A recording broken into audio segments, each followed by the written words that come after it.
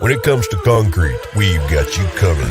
RowPaint.com offers custom concrete coating services for your garage, business, warehouse, and more. And we do it in one day. We are your complete concrete coatings solution.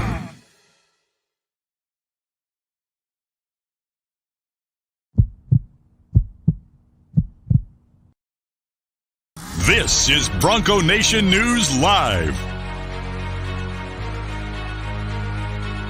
The best interviews, the most informed opinions, the latest breaking news, all from the top Boise State insiders.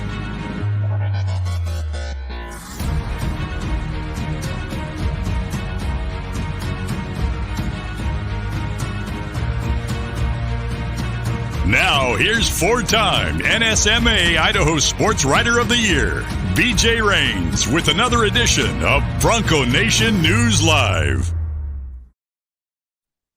Hey, what's going on, Boise State fans? Happy Wednesday to you here. BJ Rains with the Bronco Nation News, along with the sports director at KTVB, Tust, for a rare Wednesday appearance for Jay here on Bronco Nation News Live. Kind of been a weird, I don't want to say frustrating, but we're just mixing the schedules here and got other stuff going on, Jay. So we're having to do shows on different days and not have shows on days, but we'll get back to our regular setup here as we get in, in the next month or so as fall camp rolls on. So we're kind of making it work here and patching it together with vacations and things. So you're switching to today and you'll be here Friday as well, but appreciate it, man. How's it going? It's going good. Yeah. Just making it through the summer season, right? I hear you, which is crazy, which is hard to believe that, everyone kept saying, what are you going to talk about in the summer? How are you going to fill the summer? What are you going to do? And I look up and Mountain West Media Days starts 3 weeks from tomorrow. So we're pretty much past the dog days of the off season here. Yeah. I can't believe it. And it's going to be here before we know it. And it's so funny because, we look at the summer, and for the most part, you're like, all of June and all of July. But media days, it seems like it just keeps getting just a little bit earlier, It does. And now we're starting that third week of July. And once media days is here, it's pretty much just game on the rest of the way. New location this year at the Mandalay Bay, so we're looking forward to that. That'll be interesting to see how that goes. I've always liked the setup at the Cosmopolitan. So yeah, we had to go to the what was it, the Green River Ranch or something? Which wasn't bad, but the rooms were small, and for me, you could hear echo from other interviews while you were doing your interview. So hopefully we have a little space and everything's good there over at Mandalay. Yeah, I did. I was looking at the schedule, though, because we're doing these off-season storylines, and this morning I was kind of looking at how many days we had left and how many questions we left, because some of the days we got to put 2 questions to catch up for some of the shows we're not doing, and I was trying to figure it out, and I said, man, 3 weeks from today, I'm flying down. It is crazy to think about. But, yeah, no shows the last 2 days. I was in North Carolina hanging out with Charles Barkley, man. He's a big Brian Harsin fan. I actually did talk to Charles Barkley about Brian Harsin. I actually did. Yeah. You got some belief there? Yeah, he was. He does actually. I said, you're one of the few, it sounds like, down there. And he said, I love Brian Harsin, man. I'm a Brian Harsin guy. I think he's going to get it going. I said, well, he better. He might be in trouble. And he said, I know. But no, it was all kidding aside. It was fun. Big props to Chris Lewis. And Brittany Cooper, who were the sportscasters. I was out there as well. It was a lot of fun. I know you've won that award several times as well, Jay. And it's a fun time out there in North Carolina. I've got a chance to hear from Ernie Johnson and Scott Van Pelt and some folks that even us kind of look up to in the industry. And so it was a lot of fun out there. Is it worth the trip out there then? It is. It actually is, man. Yeah. You need to get out there and go. It's a lot of fun, and you get a lot of time to network, and there's some conferences and things where I learned a lot. I listened in on Ernie Johnson talk about how he did a 1 hour show talking about how he has to reel in Barkley and Shaq on the NBA on TNT show. And it was very entertaining. And then, to get to hear their speeches and stuff like that. So I hated not be able to have the show the last couple of days, but it was for a good reason. And it was fun. Got some ideas for some things, and now I'm back. I kind of made a pit stop here in St. Louis again for a couple of days, and then I'm going to try to take the you'll be here at some point, Jay, but I'm just me and the two boys going to try to make it out to Busch Stadium tonight. We'll see if I can pull it off. Last home game they have while I'm in town, so I'm going to try to me and boys have a little boys night at the Cardinals game tonight, so we'll see. I see you're back in Boise finally. Did you get the car seat? We finally got the car seat, yeah. They only had it for was it 9 or 10 days? When we were in Honolulu, it was at a warehouse in Seattle, and when we got back to Seattle, it was at a warehouse in Honolulu. So it never even made it over there while you were there. Well, no, yeah, not while we were there, but yeah. So that was cool. Good, nice job, air travel. Yep, the joys of traveling. The thing I always say is, as long as I make it safely, like I'll worry about the bag and the car seat, and that does stink. But as long as you can guarantee me that I make it, I mean, there's worse problems out there. So good point. It is what it is. A quick little bit of basketball news. I saw John Rothstein tweeted it, but I was able to confirm, as Jay you probably have as well. Boise State, Texas A&M are going to play in an early December basketball game. The date is going to be either December 3rd or December 4th. And Texas A&M is probably going to be top 25, Jay. They're in a lot of the preseason top 25s. Yeah. Boise State could play them in the tournament. My understanding is they're going to keep them on opposite sides of the bracket to try to potentially minimize that happening. But you're talking about a quad one game, likely. They're in Fort Worth, and they were supposed to play this game a couple years ago. Then the pandemic hit; it got canceled, and that was the year that Boise State ended up playing Houston in the first game instead. But now they'll have this game back on. There must be some connection with Buzz Williams, I guess, and some of the staff. I don't know, but Texas A&M, Boise State, a neutral site game, and is adding to what's looking like it's going to become another challenging schedule. Yeah, I mean, to be a neutral site game, Texas A&M just has to be in the top 50 of the RPI, and it seems like they definitely will be early in the season. They were arguably the biggest snub. I don't even know if I have to say arguably. They were the biggest snub of the NCAA tournament last year. They got hot in the SEC tournament. Didn't they beat Auburn or something in the SEC tournament? Yeah, they did. They upset Auburn. Yeah, they upset a number of teams. I want to say maybe even Tennessee. I can't remember exactly. Or Kentucky or somebody. Yeah. Yeah, but then they lost in the championship game, so they didn't get the auto bid out of the SEC. But they played some really good basketball. And they got knocked over into the NIT, and that'll be awesome. And you want to talk about just another cool college basketball figure? Buzz Williams is right up there with I want to say just about anybody, but just about anybody. So that's definitely a cool matchup for Boise State to get in a really stiff test in early December in your non-con. Yeah, and from what I'm told, it's just impossible when you need quad one games, and you can't get quad one games at home because it's got to be top 30, and nobody in the top 30 is risking to come to Boise, Idaho for a game now. And so it's just everybody complains, oh, why aren't these games at home? Why aren't these games at home? It's just not that easy. You end up doing what they had to do with Oregon a couple of years ago, where they had to give up a 2-for-1 to go to Oregon twice just to get them to come home or come there once, and that doesn't make a lot of sense for them at this point. They're trying to obviously get back to the tournament. You got to strategically mix in some winnable quad one games with some other game, and so they're going to have at Santa Clara at some point, which is the return game from when Scott Garson and company came in last year. That could be either quad one, quad two, but it's on the road, so top 70, that's got a chance to be quad one. And then they play this game the 3rd or 4th, Jay, and then the very next weekend, next Saturday, the 10th, a week later, they come back and play at St. Louis. And so, that's going to be another quad one game for sure. A lot of people have St. Louis in their top 25 as well this year. So going to be a couple sneaky tough games. And my understanding, you throw in the tournament as well, where you have Colorado, A&M, Loyola, Chicago. I forget the other team, Jay, that's in there, but there were like 4 or 5 like top 50 net teams in that tournament. But that's kind of going to be the big games from what I'm told. You've got the 3 games there. I think I'm forgetting one home game. But for the most part, the schedule is going to be built around A&M, St. Louis, Santa Clara on the road, that tournament, and then you're going to see, some of the more easier, home games built in after that. Yeah, well, St. Louis has been tough for years now, but their point guard entered the transfer portal, ended up going back to St. Louis. They're going to be a tough squad next year. And last year when Boise State played, I'm sorry to cut you off, Jay, but they had a guy, Devontae Perkins, who averaged 17 points a game the previous year that tore his ACL the game or two right before they played St. Louis, or before they played Boise State. So he's back. So you add a team that already was right on the cusp of the tournament.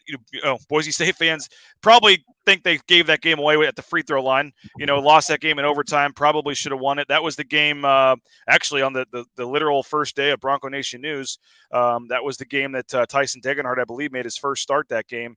So that was certainly a winnable game. But going to on the road, they usually pack the house in the Lou, and so I can tell you what, there's no other game on the schedule I'm looking forward to that one. I ain't missing that one. I'll get a free hotel here at my parents' house, free night to stay for a couple nights. I'm not missing that one. So yeah, they got to start charging you. Yeah, they probably should. But so that's what the schedule's coming together, Jay. Like I said, probably going to be some Southern Utahs of the world at home, or those kind of teams. I mean, you have to. I know fans don't like it, but you got to get wins. And when you can't get these teams to come play you at home, and for Boise State's sake, you'd almost rather do the neutral site game than the straight road game. So.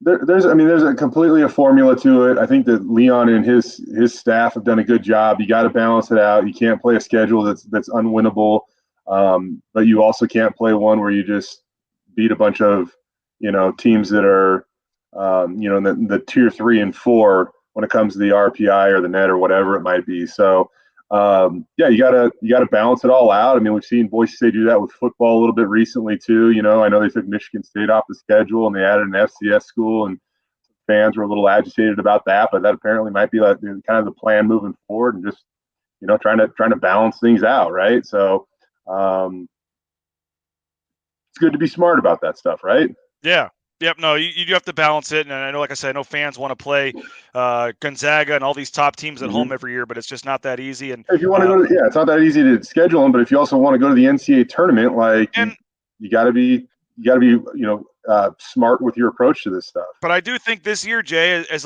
I think that the Mountain West is going to provide some pretty good home games. You look at last year, what you had, and San Diego State's going to be good again. Wyoming should be good again.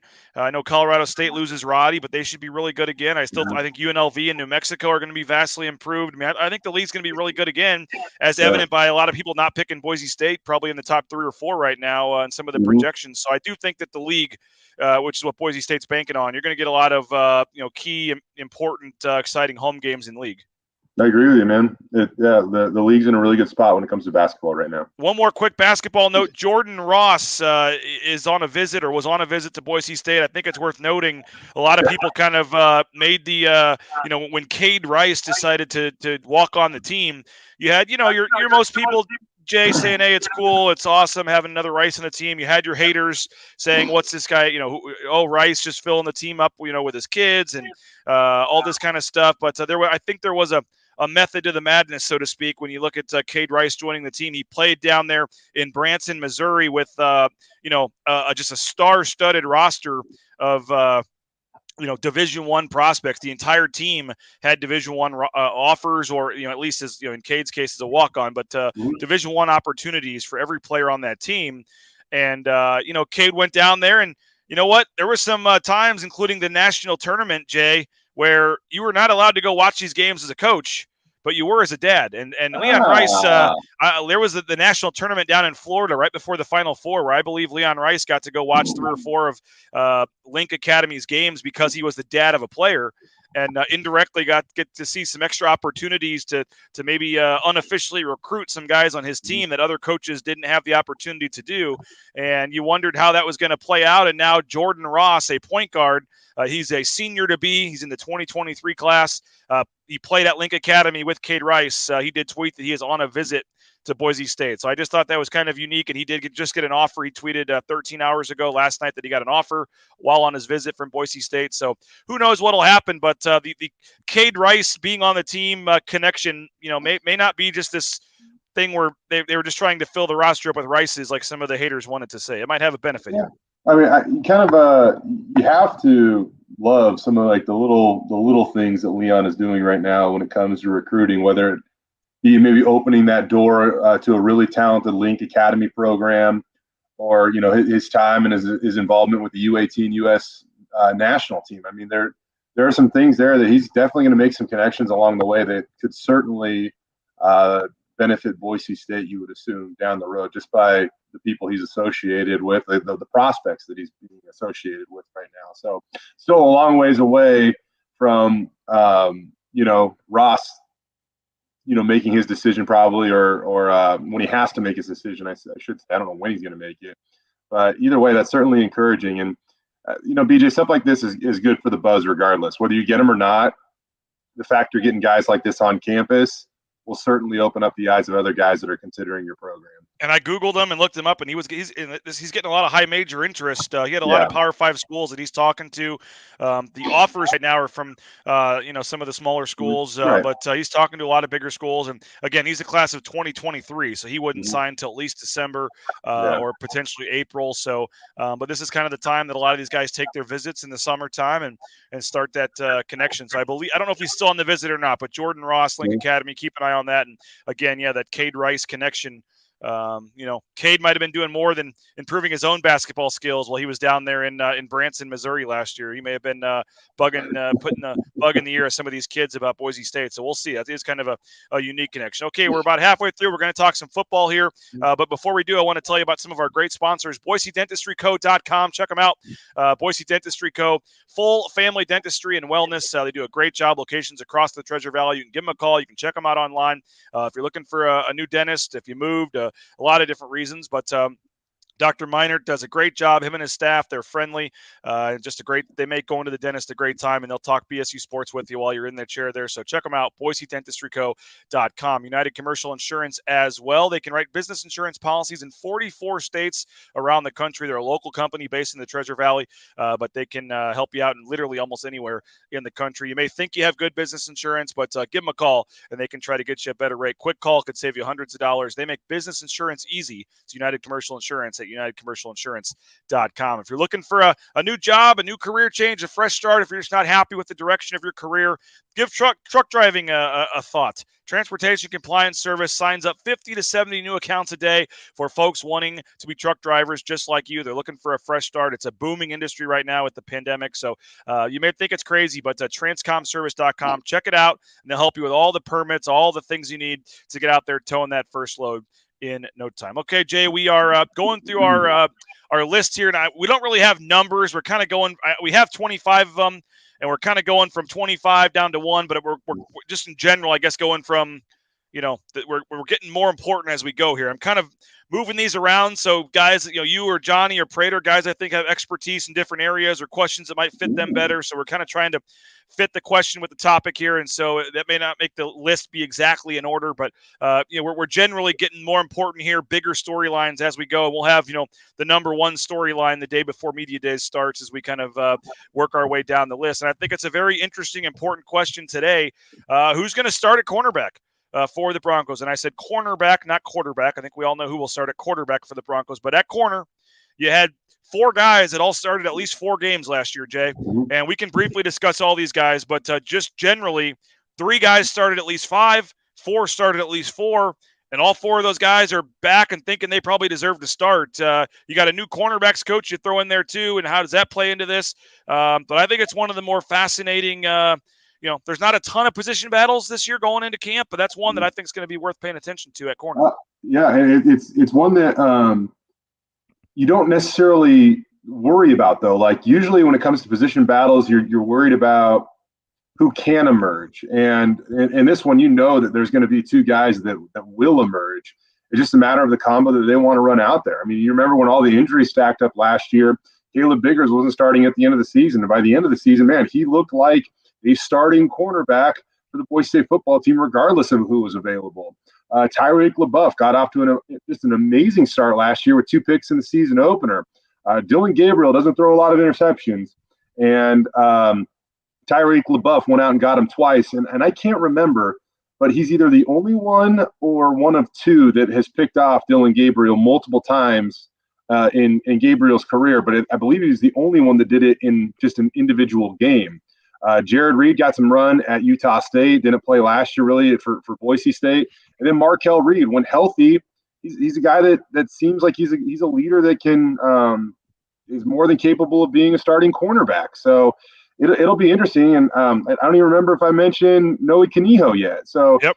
They've got some options at cornerback for sure. It's just a matter of who goes out there and wins this tightly contested competition during fall camp here in about a month. Yeah, I got 5 guys, but I mean, Jared Reed's the one that was the kind of the wild card because they really liked him, and they would not have brought him back as a quote unquote super senior and used a scholarship on him if they didn't see him having an opportunity to fit in the mix.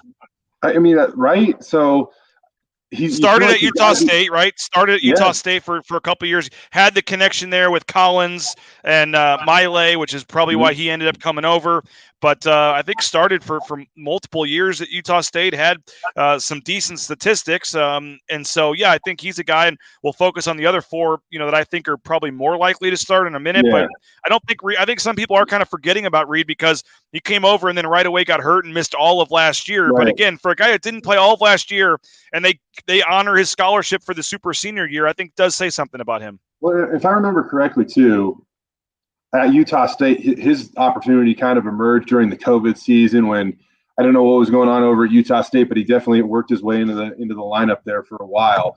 You feel like, I mean, Andy Avalos has been pretty clear, like, they're not just going to like bring guys back to bring guys back. It's got to work out not only for the university but for the player, and this is clearly where something aligned where they feel like both the team and the player can benefit from this situation. So the one thing I will say that's kind of interesting about the cornerback position, and I don't know if it will affect who actually will start at Oregon State come September, but when it comes to a little bit of the playmaking, at that position, hey, Caleb Biggers has 134 career tackles as a cornerback. I mean, we know he's physical. We know he will come up and support the run.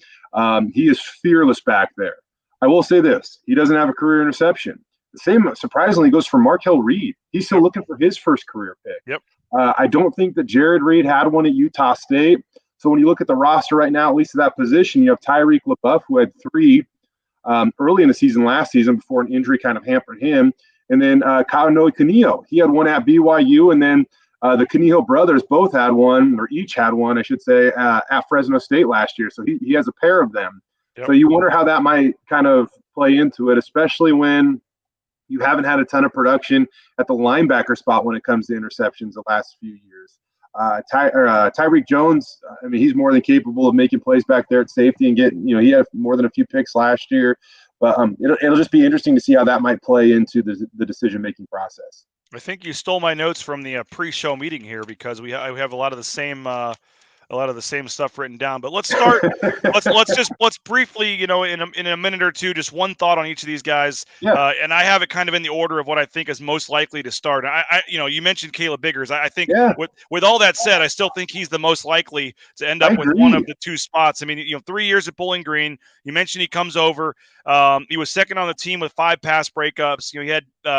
He kind of worked his way in after coming over, and then primarily because of the injury to Markelle Reed, he moves into a starting spot. Ends up starting 8 of the last 9 games. Had 9 tackles in the BYU game. Had 7 in the San Diego State game.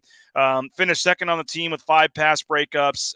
Was 7th on the team with 25 solo tackles. And we talked to him, during spring, and he kind of, he said, "Hey man, like, it's time. Like, I don't got no more time left. This is my last season." He said, "If I'm going to, I can't waste no more time. It's time to do what I want to do. And this is it." And I think he does seem like a motivated guy that got that experience late in the season and comes back, as not a newcomer anymore, as kind of a veteran of this team. And if I had to pick one guy that I'm, putting my life down on the first game at Oregon State, that's just, well, maybe not that much. Maybe I wouldn't go that far.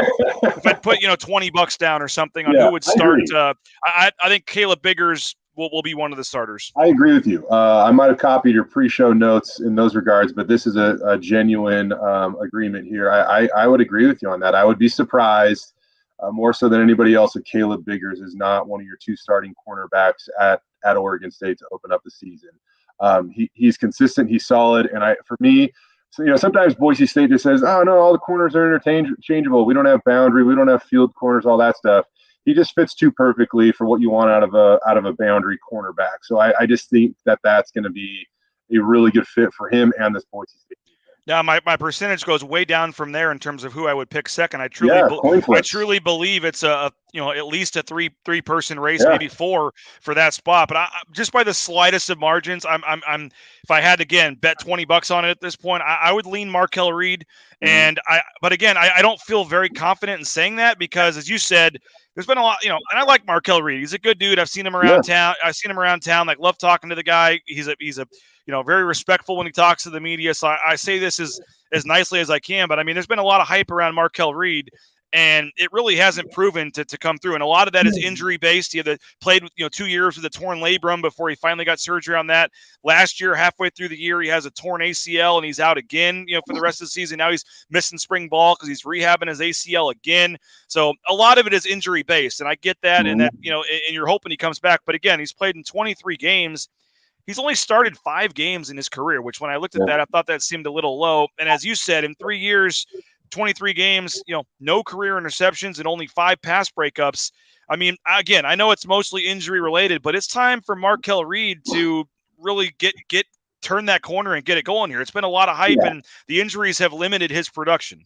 I mean, you look at his career. So he plays as a true freshman in 19. He has to endure the COVID season in 20. And then last year, he finally gets the opportunity to maybe put it all together and he gets hurt again, right? So this is that kind of year where if everything aligns for him, like maybe this is his breakthrough year. And the cool thing about Markelle, again, he played as a true freshman. He still has his COVID year. It says senior next to his name, but he's one of those guys that could certainly be back again in the blue and orange next year. Not to look too far down the road, but this is a position group that could be very interesting next year. They're very experienced this year. And depending on if Caleb Biggers will be out of eligibility. The same with Jared Reed. Tyrique Labeouf and Markelle Reed could technically both utilize COVID years and come back again next year. But who knows this? Who knows if they'll choose to do that? They're in their minds, they're probably thinking, let's go out and have really good years and maybe test ourselves at the next level. And depending on how this position battle plays out, the transfer portal is very accessible these days. Like, who knows what will happen? Not trying to say I don't know anything about that, but it's the nature of the business, it seems like these days. Oh, yeah. So there's a guy group that a huge luxury and experience and competition next year, depending on how it goes, could look very, very different next year. And Markel Reed did start 4 of the first 5 games, and he was 6th on the team in tackles last year before he went down. It was an injury sustained in practice before the BYU game, torn ACL. And again, nothing you can do about the injuries, but it's really limited. And for all the hype that's come with him, he's just been unable to produce. And last year, as you said, looked like last year was going to be the year, and then midway through the year, he goes down with the injury. And it's also tough. Again, missed all of the offseason, new cornerbacks coach, so you're trying to earn a spot and you're out there on the sidelines during spring ball. So we'll see what happens. But if I had to, it's a coin flip. It's 51-49, but I would slightly, just because of the experience and how long he's been around, I would slightly lean Markelle Reed. Are you in agreement on that? Or I would slightly lean Markelle Reed too. And I agree with that. And I think just because when everything's been even in the past, it just seems like he's got the nod. I mean, we saw Tyrique Labeouf come back last year from his injury, and who knows if he was completely right or whatnot. But he didn't see the field nearly as much after his injury as he did before his injury. Hey, get your comments in, your questions in. Who do you think is going to be starting a corner? Let's have your 2 picks. We'll get to those in a second. But Ridley's Family Market, shopridleys.com. We appreciate their support. 13 Idaho locations. I frequent that Cuno location often. They got the at-home shopping, the Skip app, the home delivery, shopridleys.com. Please consider them the next time you are headed out. And they have a store in McCall there. So if you're heading up to McCall for 4th of July, stop at Ridley's for all of your needs, your bags of ice, your drinks, your barbecue stuff there in McCall. BlueandOrangeStore.com as well. Check them out. Free shipping on orders over $40. Free shipping on orders over $40 at the Blue and Orange Store. What a deal. All the new Nike gear, the hats, the retro jerseys, the retro shirts. This was the Father's Day collection is still available. Even though Father's Day has passed, you can get all the old school Nike logos. So check them out, the BlueandOrangeStore.com. And if you're in Boise, go look in person at the Boise Town Square Mall. Timberstone Golf Course, play Timberstone.com. Someone tweeted at me, Jay, that they found a Bronco Nation news ball way deep in the rough on hole 7 the other day, and they said that it was nice to know that I spend as much time in the rough as they do. But I will respond to that by saying I gave out sleeves of balls to all 132 participants in the tournament, so I'm going to say that wasn't my ball. I'm going to say that was Jay. Hole 7, you hit one in the rough on 7, Jay? Maybe okay. You gave us a lot that day. You gave me a lot that day. I did not wind up with a sleeve of balls. Oh, okay. Well, then that's the one thing you can use in your defense, that it wasn't your That's shot. what I'm saying, right? So You should have had one in terms of the goodie bag. I guess the celebrities. I may have screwed up on that. the guys I was playing with ransacked my cart before I got there. So Okay. Well, we'll take care of that. But playtimberstone.com, book your tee time, and it's the course is in great shape right now. So check them out. Kelly and Tad are doing a tremendous job. So playtimberstone.com, and yes, if you're lucky enough, you may hit one in the rough and find a Bronco Nation news ball that you can have. We got Kurt Blake saying Tyrique will be starting. Caleb and Tyrique actually is what he says. Dante says Markelle could be a starter if he's healthy. Biggers gets the other side, in his opinion. And let's move to Tyrique Labeouf quickly, because he is a guy, Jay, that I actually didn't think would still be on the team this year, to be quite candid with you. You saw what happened last year. He was a guy that started off hot, as you said, had the 100-yard return in the UCF game, right? Had 2 picks in that game, finished with 3 picks for the year, had 4 career interceptions, started 5 games last year, and I believe there was an injury at times, but later in the season, he was suited up and he was just sitting on the sidelines. So I don't know if anything was going on there injury-wise that they didn't tell us about, but he was suited up later in the season and didn't get in the games very often. And I just thought that maybe it was something where he kind of just had lost favor with the coaching staff. I wasn't sure. And if I had to pick some guys after the season that I thought might enter the transfer portal, as you mentioned, I thought maybe Tyrique Labeouf would have been one of those guys. But he's back, and he's got the size that you love, 6'2". He's a big, lanky corner. He's got, a lot of the intangibles. But like I said, don't know what was going on there late in the season, but he didn't see the field very much. And, Kanoe Canio, who we'll touch on, he started the final 5 games of the year. So I don't know what was going on there, but I do think Tyrique Labeouf is an intriguing guy that has the potential to work himself into this mix. Well, he's kind of more like he's different. He's different in that room because he's more that longer levered guy, a little taller, and the guy they just recruited out of Texas. I mean, he's another guy that's more of a longer, leaner cornerback. So we'll see how it fits in. I mean, he made plays when he was on the field last year. I'm not going to pretend that I know the intricacies of why the coaches decided to go in a different direction after that, because I don't. But he made plays, and you bring up Kanoe Canio, and he's a guy that kind of felt like he was known because of his last name and his older brother. As the cornerback competition played out, it seemed like he was a little bit forgotten about. But every time he got on the field, he freaking did something. So I don't know how you can completely count him out in this cornerback battle too. I think that Markelle and Tyrique are more likely to compete for that starting spot, opposite of Caleb, which is also my opinion, or our opinion, that Caleb was one of those. But Canio certainly seems like he's going to throw his hat in the mix one way or the other at some point in time. Yeah, I mean, he started the last 5 games of the season, and again, he's listed at 6 foot 180. But again, just like his brother, he plays bigger than his size, and that's the one thing going against him is he doesn't look like the biggest corner out there. There were a couple games where it seemed like the opposing teams kind of just said, "Hey, we're going to attack him," and that's nothing against him. But there were a couple games that yeah, he was the young guy with not much experience. So, if that's the game plan, that doesn't really surprise me, right? No. I mean, that's a tough position to be on the island. Nope. He did play his 4 games. Yeah, he played 4 games in the year before as part of the COVID year and didn't redshirt. So to save the redshirt, 9 games last year, 5 starts. So he's got 13 games the past 2 seasons, the 5 starts, 2 interceptions, as you said, 31 tackles, had 5 pass breakups, was second on the team. But it did seem like at times teams were kind of I don't want to say picking on him, but trying to throw the ball that way, and for a lot of reasons. But I personally, any 4 of these guys that start, I would feel okay about having out there. I mean, it's sometimes, as you said earlier, Jay, about next year or whatever. But I mean, sometimes a battle for a position isn't always a good thing. But it does seem like all 4 of these guys are capable, and you'd feel okay about having them out there. Let's put it this way. When Markelle Reed arrived on campus, he almost had to be available as a true freshman because Boise State really lacked some depth at that position, right?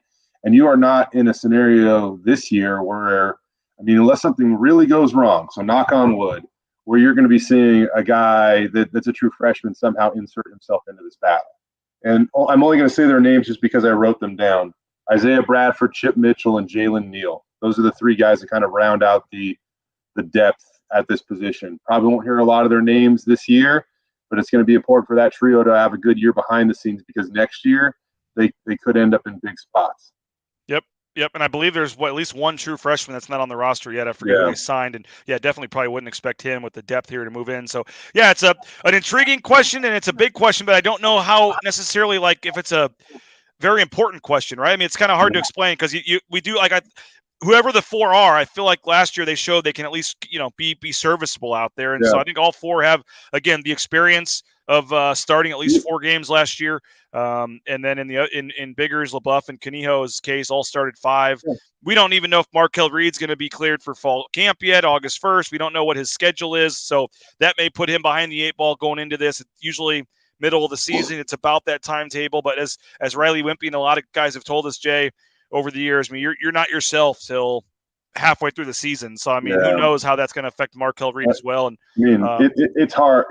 You're already trying to expedite the process to just get healthy, and then you got to get your strength back, and then you got to increase your strength. And it is really hard to.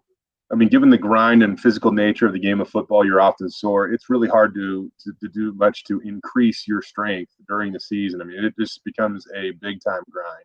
Dante saying Canijo should be the nickel. That'll be an interesting spot as well because I think you're looking at Oladipo there. Could interchange with Tyrique Jones a little bit. But I mean, we had one Canijo had success at nickel, so who knows? Yeah, who knows? I do.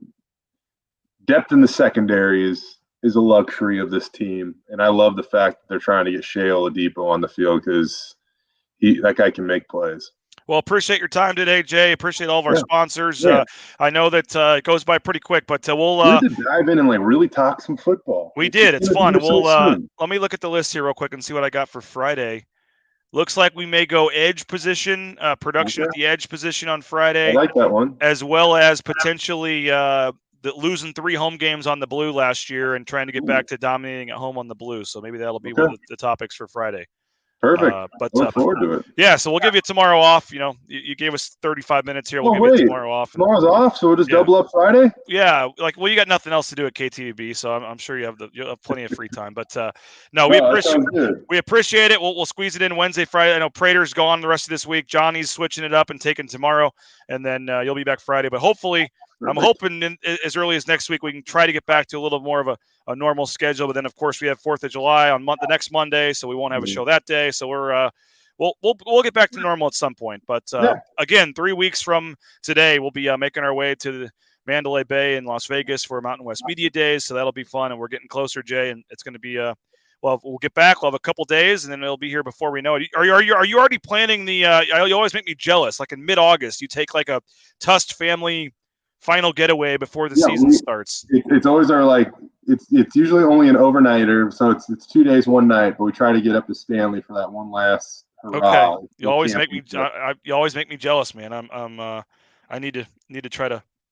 You do it. It's just that one last time to get away before it's Christmas, and you look up and you're like, wow, what happened in the last 5 months? I've already had my parents talking to me, my mom in particular, saying, can you be here for Christmas this year? I love the parents do that. We're like, Ma, Dad, we've been doing this forever. We have no idea. December 10th. I'll let you know December 5th or 10th or whatever.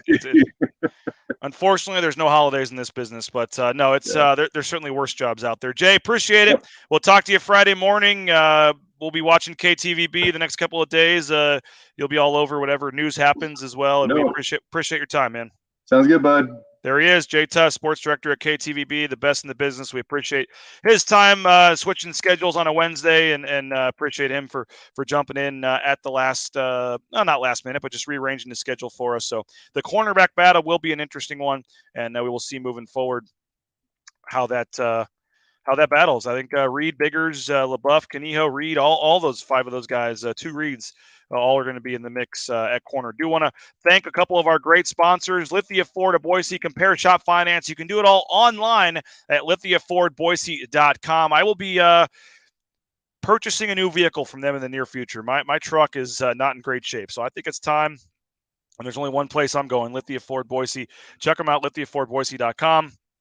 And you can see their showroom and their lot there on Fairview Avenue as well in person. So check them out, Lithia Ford Boise. We appreciate their support. Idaho Central Credit Union as well, the official bank of Bronco Nation News and the Raines family. So we are proud to use them for all of our banking needs. They got the great app. It's easy to use, and we love using the Idaho Central Credit Union app. The check depositing, all that stuff, the mobile stuff is so easy to use.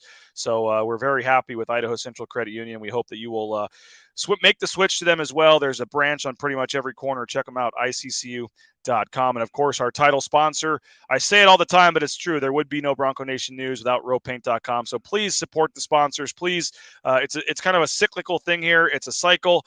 If you support the sponsors and it works for them, then they'll continue to support us, and we can continue to have this content. So if you're looking for your garage, your back patio, your sidewalk, if you want to spruce it up, if you have like an old slab of concrete and you want to just totally transform it into a beautiful, fancy looking patio or garage, look no further than ropaint.com. The concrete coatings will just totally change the look of and feel of your garage or patio, and they can do it in one day. They show up in the morning, they get to work, and then they leave by 4 or 5 o'clock, and it is done. You let it dry overnight, and it transforms the look of your house. And they have all different color combinations and things as well, including a new blue and orange one as well with the paint chip. So it's 4 times stronger than epoxy, and it's just transforms it. So check them out, ropaint.com, the official paint and coatings company of Boise State Athletics. The phone number's on the screen there, but roepaint.com is the easiest way to check them out and set up an appointment. And when you do, tell them you heard about it at bronconationnews.com, and they will hook you up with the best available deal they can. Again, let them know where you heard it so it can help them want to continue to advertise with us as well. So appreciate everybody for checking it out today. We are at the mobile studios here in St. Louis for a few days. Here you go. Got the Rope Paint shirt on. We're going to give away, I guess we'll do it tomorrow because we're getting late here, but we'll give away some golf tomorrow. We got a pizza to give away. May have a cool announcement about a new Tuesday sponsor as well moving forward. So appreciate everybody for checking out today's show. Appreciate Jay Tust as well. Appreciate all the interactions from everybody. John Mallory will join me tomorrow. So we'll have John Mallory here tomorrow for a Thursday edition. And then Jay Tust will be back as well. We'll have Colin Mitchell wrote a recruiting story that'll be up on the site shortly. Boise State's had a busy week in recruiting, and Colin Mitchell detailed that for us, and we'll have that up on the site shortly. I should mention we're still looking for an intern. So we've got a couple of great candidates, but I don't want to close the door yet on any more potential candidates that may be out there. So if you are a Boise State student or know of a Boise State student, you don't have to be a Boise State student, but I would prefer this year the Boise State student be the choice for an intern. So let me know. Email me, rains@bronconationnews.com, just RAINS@bronconationnews.com. If you know of someone, let them know and tell them to email me. I'll leave it open for another week or two here, but would love to make sure we include everybody that's interested. Even though we do have a couple of great candidates already, I'd love to see who else is interested and who's out there, and see if there's a way, even if we don't pick you as the intern, if you can be involved some way. We are looking to build the TikTok, the Instagram, the social media channels. So if you have a graphic design / social media background, or that's your field, that would be preferred. We still have Colin Mitchell part-time, who's helping out more on the writing and technical side of the site. But we're looking to kind of build the social media channels this fall. So if that might interest you or interest someone you know, let them know, and we would appreciate that. We appreciate everybody for checking us out. Well, again, bronconationnews.com. We will get the story from Colin up there. There was some spamming going on the message boards, but I took care of that. So I deleted all the spam on the basketball message boards. And I'm going to do a better job, by the way, to try to be posting more active in the message boards. That's one thing I've kind of neglected a little bit with everything that's going on with trying to start your own business. But I will be making more of an effort to post and interact on the message boards moving forward. So hopefully you guys can jump on there and make some posts and some discussions, and let's have some fun on there. So we'll be back 9 a.m. tomorrow. If any news breaks, we'll be back sooner if need be. But otherwise, we'll be back 9 a.m. tomorrow for Bronco Nation News Live with John Mallory. So thanks to ropaint.com. Thanks to ICCU, Lithia, Florida, Boise, the Blue and Orange Store, and TCS, our major sponsors. Our other sponsors, Matt Bauscher Real Estate. You've heard all about them.